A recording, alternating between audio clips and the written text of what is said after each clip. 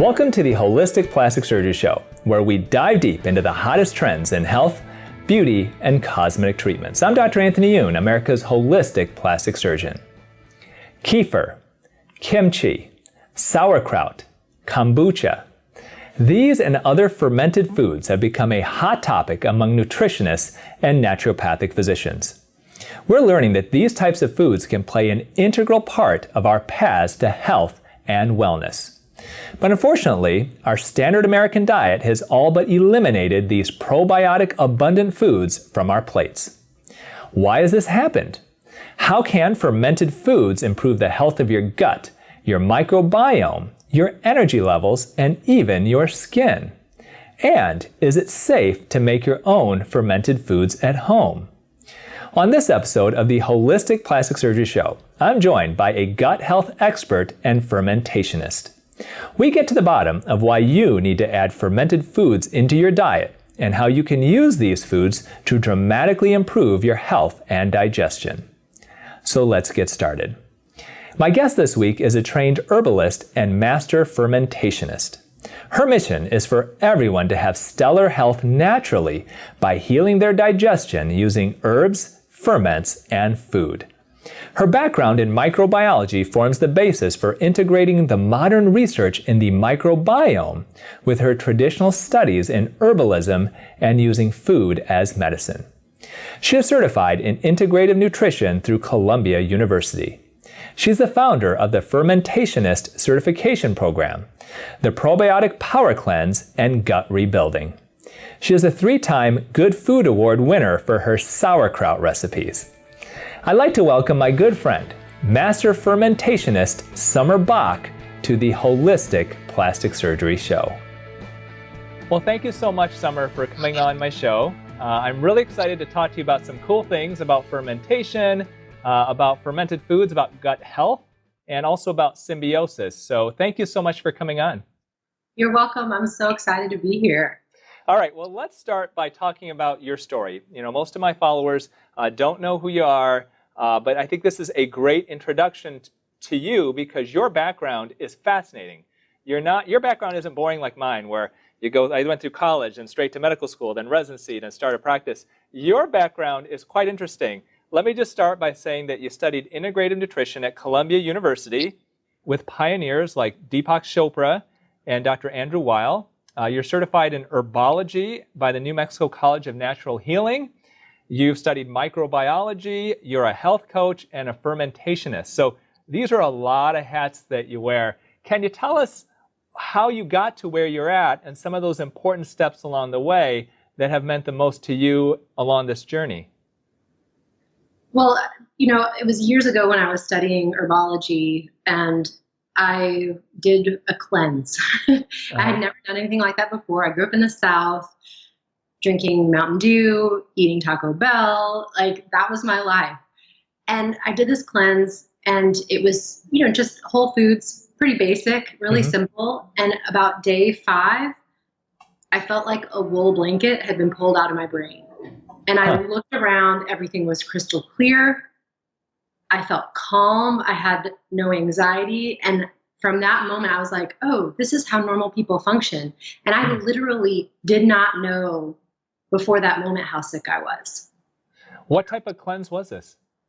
It really was like similar to an elimination diet where you're just eating really whole foods like rice and turkey and lamb and, vegetables. So I wasn't doing caffeine. I wasn't doing chocolate. I wasn't drinking alcohol, all of these things that I relied on kind of every day to get through my day. Okay. So you go through, how long did the cleanse take? How long did you do it for? I did it for about 14 days total. Okay. And it got really hard. Like, it got to the point where it was really difficult to keep doing it. Yeah. And, that was my first big epiphany. And then I was studying pre-med. I graduated from herbology and went on to pre-med and was like, okay, I want to figure out how this information, this fascinating topic of herbal medicine, how this actually works from a scientific level. Because I love science. My brain, it just tunes into that. Yeah. And so started in with pre-med, and I was in my last quarter and I was in organic chemistry. And I was sitting there in lecture and I had my blueberry smoothie and my latte. and a bar of chocolate to help me, kind of keep going. And I was daydreaming, and I realized, oh, I'm gonna have to write prescriptions. I don't want to write prescriptions. That goes kind of against everything I do. And just realizing that you really do have to follow the protocol when you're doing that work. And so that was a turning point for me, and that's when I started studying studying nutrition and really focusing on what is the path that people can take to feel amazing without relying on medications and things like that. But I have to say, like, my own personal journey throughout that experience, after I did the cleanse, from that point throughout college, I was a disaster. I had so many health concerns, and that cleanse was just the moment that it was really an awakening of awareness of these symptoms. And from that point forward, I was just noticing, oh, wow, I'm exhausted all the time. I have to go take a nap every day when I get home from school. I started really noticing, wow, I have IBS. I've been constipated or had diarrhea my entire life, back and forth. Seasonal allergies got really, really severe. My stress levels were high, and so some of these symptoms got worse.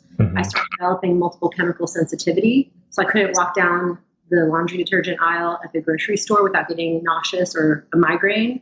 I couldn't sit in people's new cars without getting sick.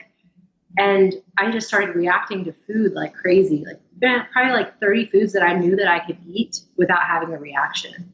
Wow. And then anxiety was there, panic attacks. I mean, it got really, really severe.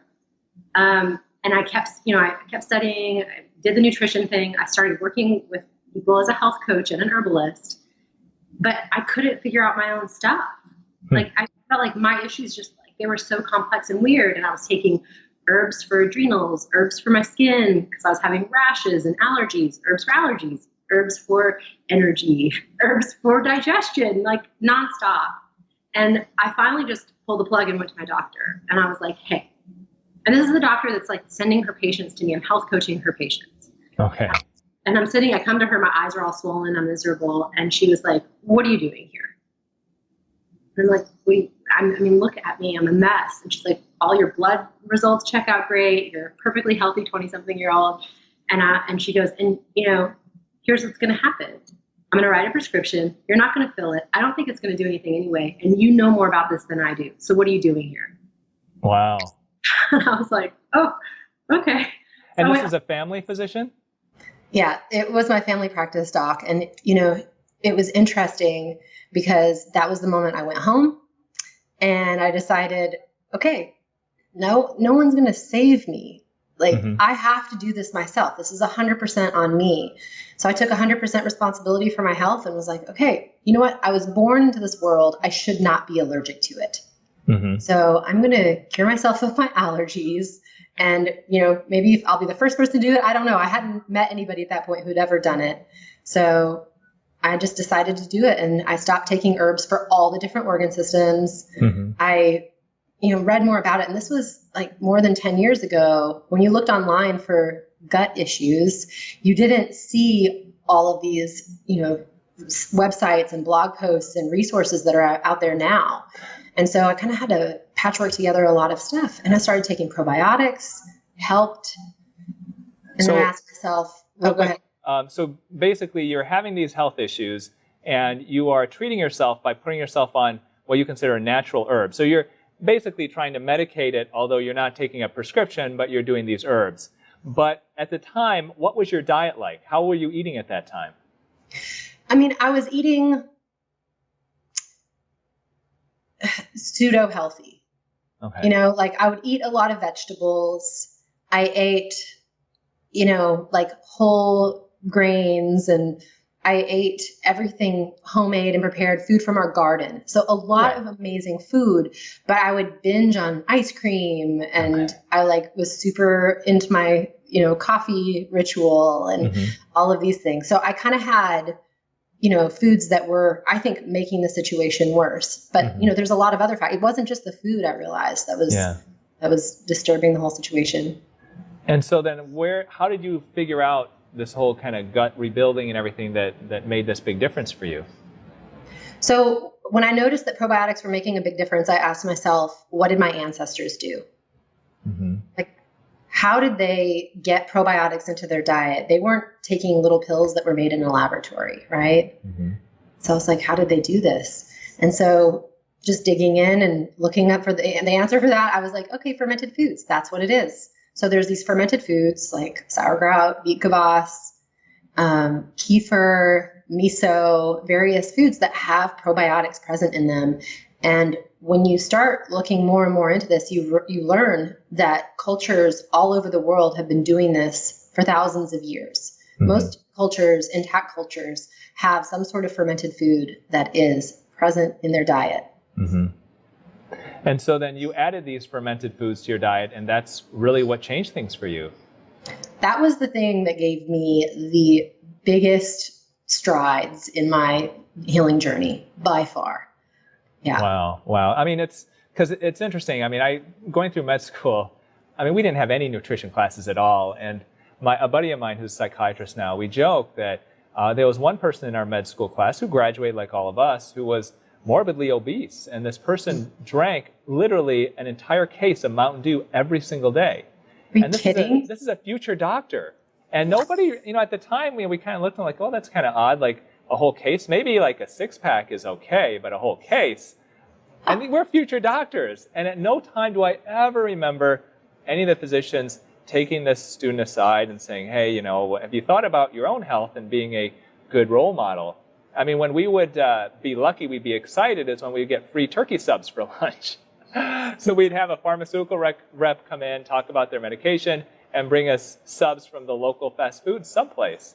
And at no time did we ever even think that maybe this isn't such a good idea, and we've got to think about really what we're eating versus, we're learning about pharmacology and biochemistry and all that type of stuff. So you've kind of taken the next step already, and you kind of skip that whole med school thing and saying, okay, let me get to the heart of really health versus treating disease. But let me get to creating health, which I find fascinating about your story and what you're doing now with your clients and the people that you're helping every day. Yeah, absolutely. That's exactly where, the epiphany I had. I was like, I want people to be vibrantly healthy. And in my experience, I mean, I think that there's absolutely a place for medications. I'm not anti-medicine. I just think that for a lot of the health concerns that people deal with and some of the epidemics of our time, that's not the first approach. Those should not be the first responders, the medications coming in and prescriptions being written. I really think that food should be looked at first. I absolutely do. And I use herbs as a way to jumpstart the healing process, just to help people, get a reminder of what your body could feel like, just like help get, a little chance to know, like, this is what balance is, this is what energy is. This is what relaxation is. The things that most people grow up not experiencing. And so your big thing is really kind of promoting one of the big things that you do is promoting fermented foods. Now, what if somebody tells you, hey, look, I really don't like the taste of sauerkraut. Kimchi, I think, is gross. I don't want to have kefir because that's dairy and I don't want any of that. And I just want to take a probiotic. Why don't I just instead of having fermented foods, why don't I just take a few more probiotic pills? What are your thoughts with that? What do you tell people who are thinking that, well, maybe I'll still be able to get it just in this pill form? That's a complex answer for me because I think that people need to trust their taste buds and they need to trust their bodies. I think that forcing yourself to eat something that doesn't taste good to you is a recipe for disaster later on. So what I do recommend for somebody who doesn't like it is to make sure you've tried raw, unpasteurized, fermented veggies. Like, try the good stuff. Make sure you've had really high quality versions of these fermented foods before you make that assessment. Some people don't like, fermented foods like sauerkraut, for example, because they're eating the ones that are sitting on the grocery store shelf that are pasteurized. They're not filled with the living organisms. And when I was first really getting into this, of course, I went overboard. I started making so many fermented veggies. I was making gallons and gallons and gallons. I was putting the extras in this fridge that we had in my garage. And people started buying them. My roommates' friends and my neighbors. And I kind of had this side business selling these out of my garage. And what I learned through this experience, like, my roommates would bring their friends over. They'd be like, hey, you got to try our sauerkraut. It's amazing. I would give people a sample. And honestly, there's probably about maybe a fourth to a third of the people were like, meh, it's all right. Right? I mean, they're like, I don't know. But the shocker was when they would come back a week later and be like, I haven't stopped thinking about this. Yeah. And so I really am fascinated by what happens to your taste buds, how they acclimate, how they change based on the needs that your body has and the needs essentially that your body is discovering by bringing some of these foods in. Mm-hmm. So the complexity comes in where there's issues like SIBO. Some people can't handle ferments. There's histamine issues. Mm-hmm. They can't bring in high histamine foods like most of the fermented foods are. So there are people who really need to pay attention to either how much they're eating or maybe avoid it for a period of time. And if probiotics are what works, I say stick with that and just, keep moving forward and see where it goes. Why do you think, I mean, I grew up in a Korean culture, and so we ate a lot of miso and a lot of kimchi. And honestly, eating it, I never thought, oh, this is fermented food. It's going to be good for my microbiome and all that stuff. Why do you think that the American diet has apparently really gotten rid of all these fermented foods? Do you think that there's something about it that our American diet in general, I mean, you can't go to a fast food place and find any type of fermented foods there. Why do you think that is here in the United States, whereas in other countries that may not be the case? Historically, I think partially the way that pasteurization took hold here, it's a very exciting prospect to be able to heat something up and make it shelf stable so that you can leave it on the grocery store shelf and sell it indefinitely. And I think that there's something that happened around World War II as well. I mean, I think that there was really both the wars in this country, I think that contributed to it. Mm-hmm. People they changed the way that they functioned around food at that time. And I think people got really into this idea of, modern food. Mm-hmm.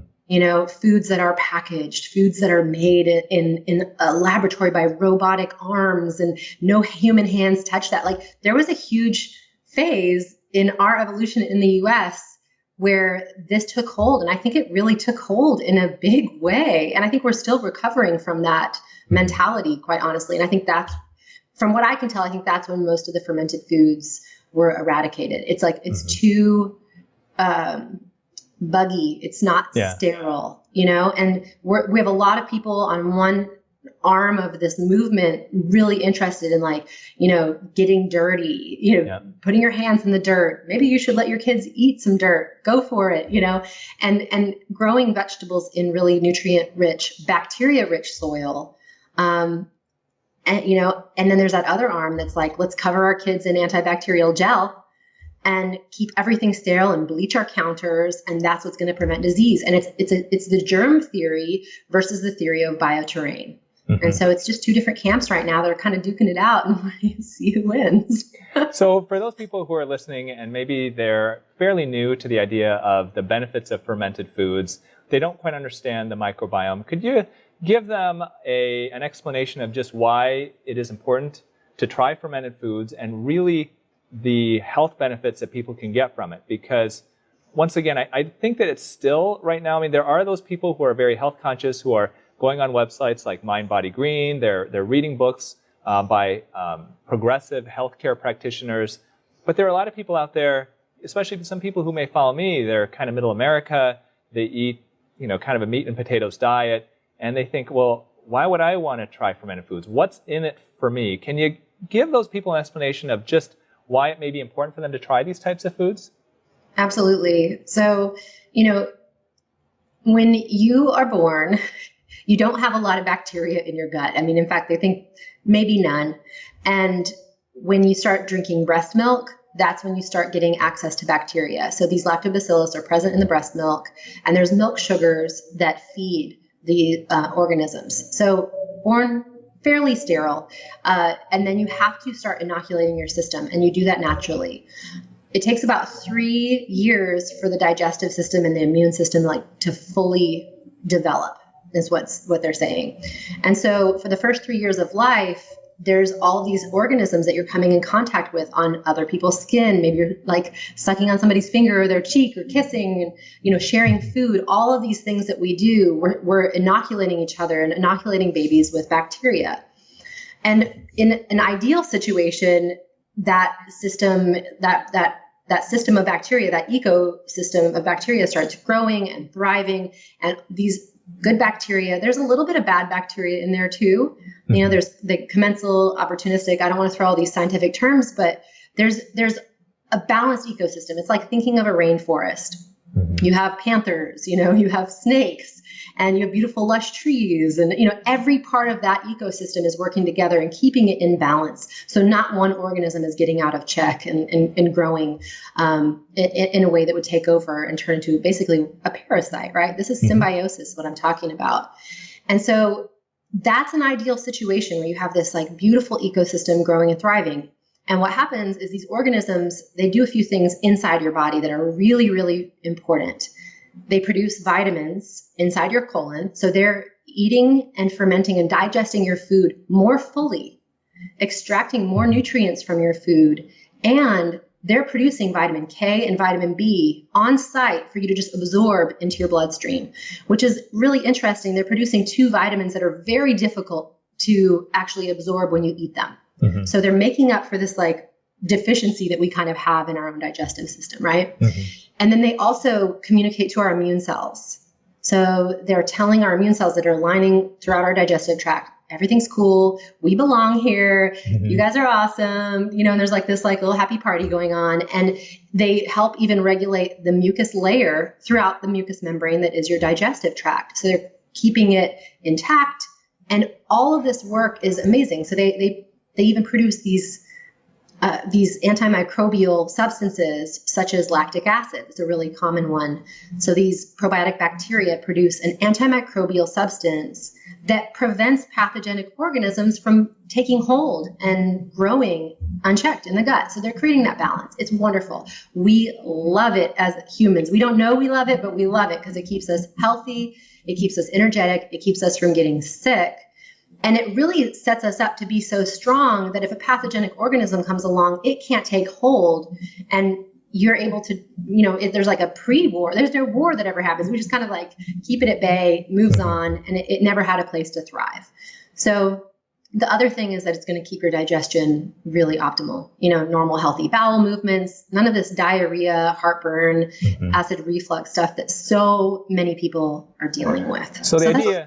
real quick. So the idea basically is that we have trillions of these beneficial bacteria throughout our gut system. And people think, oh, well, our gut is there to digest. But I think that there's so much, and what we're finding is that there's so much more to what happens inside our gut than we may realize. And the actual surface area of the gut is more than the surface area of our entire external body, of our skin. Which for me, being an expert with skin, that's something I find very interesting, is that we actually get more exposure to the outside elements through our intestinal tract than we do through the entire skin of our body. And so just like you said, it's so important for those microorganisms to function the way that they normally do, because more and more we're finding that our body's processes are impacted significantly from it. Everything from gaining or losing weight to, just like you said, digestion, to even our skin issues. A lot of that really is affected profoundly by our gut microbiome.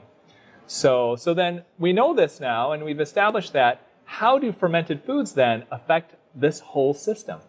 Yeah, well, so just real quick, just say the setup that most people are dealing with is that they've taken antibiotics, right?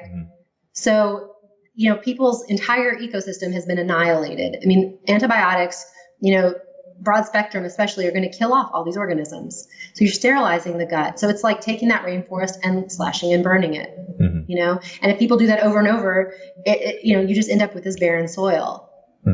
And that's what most people, that's the situation that most people that I work with have dealt with on some level, or maybe they didn't even breastfeed. They never got a chance to develop that ecosystem in the first place.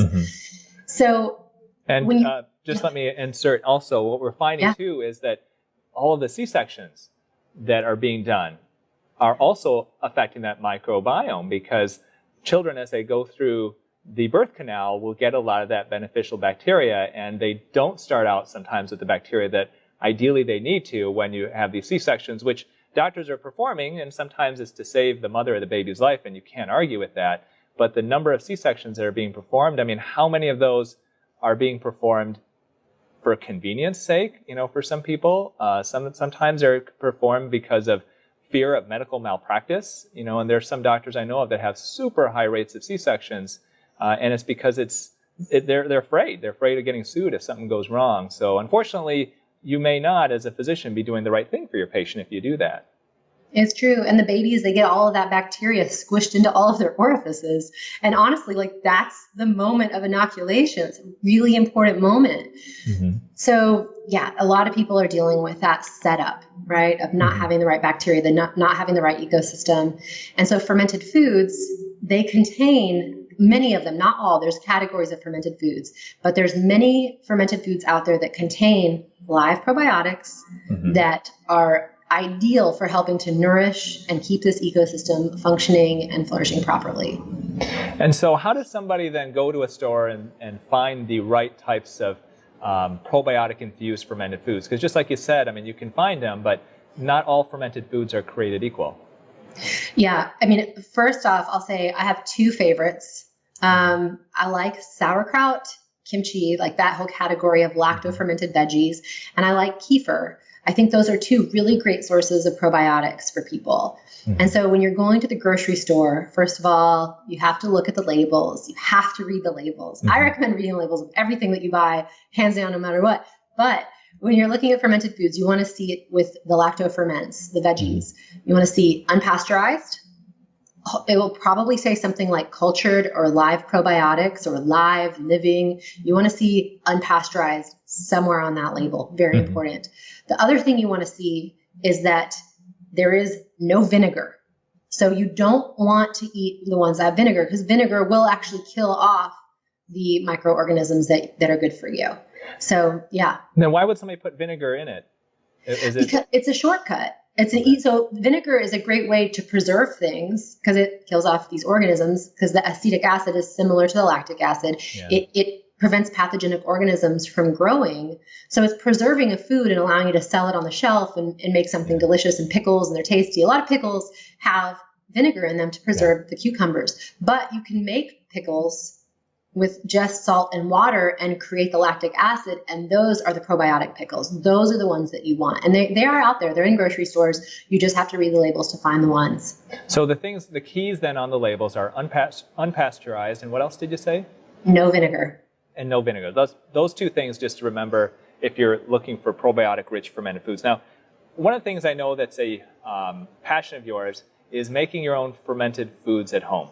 And I do know some people, there's actually a nurse that I work with, and a nurse I talked to in the operating room today who was saying, yeah, this other nurse, Nancy, she makes her own fermented foods at home, and I'm thinking about doing that myself. For me, I think about making fermented foods, and I think when we think about growing bacteria in our own food at home, there is this underlying fear that I'm going to create something that's a monster, that's going to make me sick. Do you have some suggestions then for people who are just starting out? They want to make some fermented foods at home, but they're afraid basically that they're going to create this monster product of bad bacteria that will get them sick. Yeah, you really just hit it right on the nose there, because that's exactly the biggest fear. And that's exactly why I want everyone to make it at home, at least one time. Because when you make it at home, you have to bust through all of those thoughts of like, oh my gosh, I'm going to poison people. Maybe I'm going to poison myself. This is horrible. Like, do I really want to put this in my mouth? And I've had the experience. Every time I fermented something new, first time I fermented miso, first time I added shiitake mushrooms to my ferment and was about to try it, I was like, oh, I don't know. It's just total physical fear. Like, you really tap in. But when you get through the other side of that, you learn the right steps. There's the right way to make it. And I have training videos on this. I have handouts. All of the stuff to help people learn how to make it.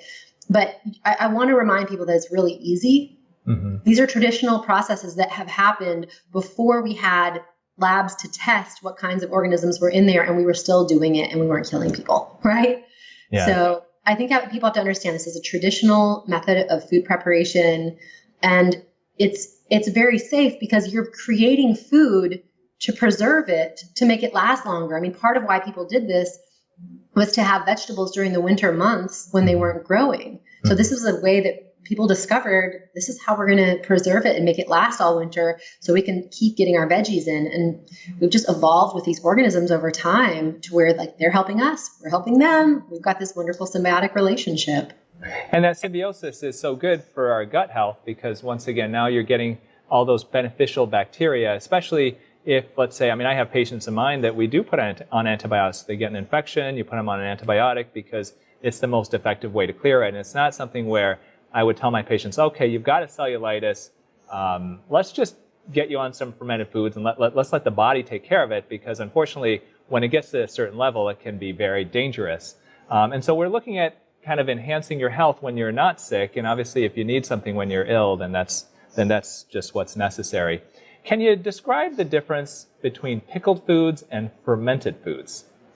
So that's the main difference I talked about earlier is the vinegar. Okay. So when you pickle something, people use the words interchangeably. So, you're going to see on restaurant menus, they're going to say pickled. It might be lacto-fermented. It might be vinegar fermented.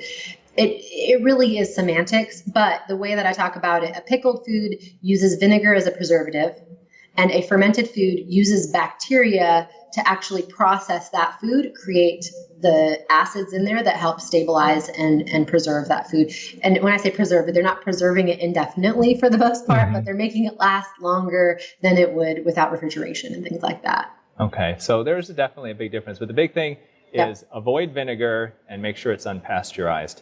Absolutely. I did a mini podcast, which is like a 5-10 minute thing that I do every week with this podcast. And we covered matcha and kombucha actually just a couple weeks ago. And myself, I have gotten into drinking kombucha. I know that's one of the things that you have a lot of experience with as well. Obviously, fermented foods, you're getting probiotics with that. Can you give some suggestions to our listeners and our viewers today about if they're looking to try drinking kombucha, what are the benefits of that? And do you have any suggestions of how do they find the right type of kombucha for themselves? Because there are so many on the grocery store shelves, that type of thing. I have mixed feelings about kombucha. I'll just start off saying, I do think of it as the gateway ferment. So, it's an easy one. Like when you talked about earlier, you asked, what if somebody doesn't like the flavor? A lot of times kombucha is a really nice way to start getting your palate used to something a little more sour. And people usually feel the effects of it, so they generally keep drinking it. Kombucha is made with sugar and tea, and then you add this SCOBY. It's the symbiotic community of bacteria and yeasts, and it's this piece of cellulose. It looks like a disc. Jello patty. I don't know what it's like. It's weird. But you set that inside the tea water, and the tea sugar water, and you let it ferment for usually 7 to 10 days. And in that process, it creates vinegar, it creates a little bit of alcohol, and it breaks down a decent amount of the sugar, but not all of it. So my mixed feelings come in when I look at how big of quantity people are drinking. Yeah. People are drinking 16-ounce jars of it. Historically, when you put this in context of how people used to do this, they were eating diets high in starches and wild foods and meats and salt, and they didn't have access to sugar. And so when they brought this kombucha into their diet, it was really helpful in breaking up, a lot of the salts and in the body, created some expansiveness. It gave them energy. It kind of lightened that heavy load of all of the food. So my concern with people today is that a lot of times it's more of the same. And so it's like too much, it's more sugar. We have more sugar. Yay, more sugar, So I do have some precautions. People with candida, SIBO, dysbiosis, a lot of the people that I work with don't do well with kombucha until they've healed up their gut, right? So I find that healthy people do a lot better with kombucha, and I generally recommend about 2 to 4 ounces, honestly. I think of it more, I really do. I think of it more as a shooter or a little, aperitif, something that you would have before or after a meal. So, yeah. Wow. Yeah. Because here in the United States, everything is always bigger is better. And so, this is good for me. I'm going to drink 2 bottles of it a day. I'm going to, buy a ton of it and drink it all the time. For the people that have asked me about it, I usually say to limit it to a glass a day, but you're even saying a cup a day, but you're even saying less than that, maybe even better. That's just my experience, and based on, historically what people did, it's likely that they were doing a little bit less. And then also, the probiotic content is the piece that you have to look at too. A lot of kombucha doesn't have lactobacillus in it. And then like some of the popular companies out there, they add Bacillus coagulans, which is like a really well-known patented bacteria that's been studied a lot. And they usually add that after it's been fermented so they can say it's probiotic. So it doesn't usually contain lactobacillus. And it's not containing bifidus, which is like, or bifidobacterium, which is like another really important strain of bacteria. And so, for that reason, I think people think it's really loaded up with probiotics when really you might only be getting one strain. However, those bacteriocins, those antimicrobial, those sour flavors from the kombucha does help nourish the gut ecosystem.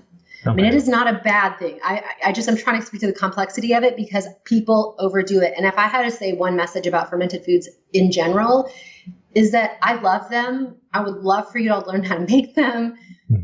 But it's not something that's meant to be overdone. It's a condiment. It's food that does need to be in your diet. I think it's an incredible addition, but it just doesn't need to be overdone. More is not better in this case. It's just consistency that you need. And that makes a lot of sense. I mean, when in the Korean culture, kimchi is a side dish, and it's not something that you eat tons of. You don't have that as a center part of your plate. Oh my God, if you did, our breath would be so bad. And miso soup, and once again, this isn't, you don't get a massive bowl of miso. It's just a small cup of it. So that makes a ton of sense here. So Summer Bock, go to her website. Her website is Summer Bock, SUMMERBOCK, summerbock.com. And you do have a free gift for those people who go and they sign up for your regular e-newsletter. Can you describe what the gift would be? Yep, I have an ebook called My Top Recommended Fermented Food. And it is just an in-depth, beautiful layout of how to get my favorite fermented food into your diet and all the things to look for, what to shop for, and how you can learn how to make it. That's great. So go to summerbock.com. She is a master of fermentation. She's a microbiologist. She's an herbalist. She is a health coach. And I think what I really admire about you, Summer, and we've gotten to know each other over the last year or so, is that you are a scientist at heart. You're really into the science of this. And being a physician and a scientist myself, I really like that you really get down to the bottom of it. Yet the information that you give and that you present is based off science, it's based off microbiology, but it's presented in a way that really anybody can really understand. And this is fascinating stuff. I mean, this really is the frontier of health and promoting health. And I'm really excited to see where you go to over the next couple of years, because I know you're going to be one of those people that's going to be kind of leading that wave. Thank you. I'm excited too. I mean, the wave, the wave is breaking. It's really, really catching on right now. I'm so excited that people are learning about this. So if you're interested in learning more about fermented foods, about creating your own fermented foods, go to her website, summerbock.com. There is a ton of information there. Just recently, she put a lot on that I found very interesting about the microbiome of your skin and how to help promote that, the types of products to put on your skin, and what to avoid as well. So check out our website, summerbock.com. You'll find a ton of actionable information there. Thank you so much for coming on the show, Summer. Yeah, absolutely. I'm excited to be here. All right. Well, this is the Holistic Plastic Surgery Show. I'm Dr. Anthony Youn, America's holistic plastic surgeon. We will see you next week. Do you want to look 10 years younger without having surgery? Well, my best-selling book, The Age Fix, will tell you how. I spent the past 17 years learning the secrets to turning back the clock, and have written all the best of these secrets in this book. This includes the Age Fix Diet, simple changes to what you eat that can make a huge difference in your appearance. I'll share with you a simple skincare routine to keep aging and wrinkles at bay. And I'll share with you the best secrets to treat every single beauty and aging problem there is, from age spots to wrinkles, saggy skin to bad breath, saddlebags to hair loss. And almost all of these can be effectively treated without surgery. So are you ready to turn back the clock and kick Father Time's backside? If so, check out The Age Fix. Now, if you purchase it on my website, dryoun.com, you'll get over $10 off the cover price, free shipping, and you'll receive several free gifts, including a bonus chapter that you can only get by purchasing the book there. Thank you for making the Age Fix such a huge success.